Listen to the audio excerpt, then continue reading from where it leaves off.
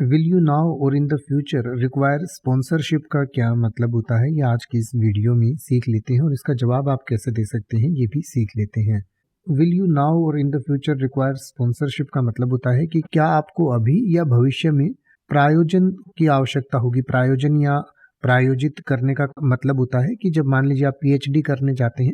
तो कोई कंपनी आपकी उस पीएचडी के लिए आपको पैसे देती है कि अगर आपके इस पीएचडी पे जो भी खर्चा आएगा वो हम आपको देंगे, लेकिन जब आपकी पीएचडी हो जाएगी तो आप हमारे लिए काम कर सकते हैं या हमारे लिए इस तरीके से कर सकते हैं। या कई बार वैसे ही सोशल कोज के लिए भी लोग स्पॉन्सर करते हैं, जैसे कि कोई खिलाड़ी होते हैं तो खिलाड़ियों को जो है अलग अलग कंपनी जो है उनको स्पॉन्सर करती हैं ताकि वो उसकी एक तो खिलाड़ी की मदद हो जाती है पैसे से। स्पॉन्सर करने का मतलब होता है कि उसका सारा खर्चा या कुछ खर्चा वो स्पॉन्सर कंपनी देती है और उसके बदले में वो चाहे तो उसका ऐड करता है या उसके कपड़े पहनते हैं। जैसे आप देखते हैं आजकल टीवी में बहुत सारे जो टीम होती हैं, क्रिकेट की टीम आप देखते हैं उन पे अलग अलग कंपनी के नाम लिखे रहते हैं, तो इसका मतलब वो नाम जो है वो स्पॉन्सर के हैं, यानी उन्होंने पैसे दिए हैं उनको वो नाम वहाँ पर लिखने के लिए।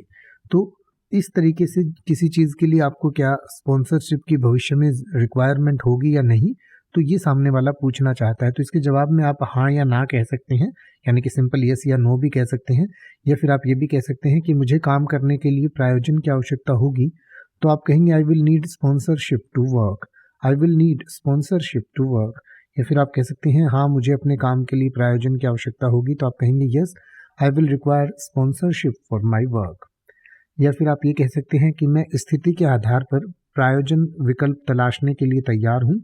तो आप कहेंगे I am open to exploring sponsorship options depending on the situation. अब आप ऐसे ही किसी भी वर्ड का मतलब हिंदी और इंग्लिश में YouTube पर सर्च कर सकते हैं, आपको मेरी वीडियो मिल जाएगी जिसमें आप बिना किसी फालतू बकवास के सीधा उस वर्ड का मतलब समझ पाएंगे। तो ऐसी ही वीडियोस को देखते रहने के लिए चैनल को सब्सक्राइब करें और बेल आइकन को प्रेस करें।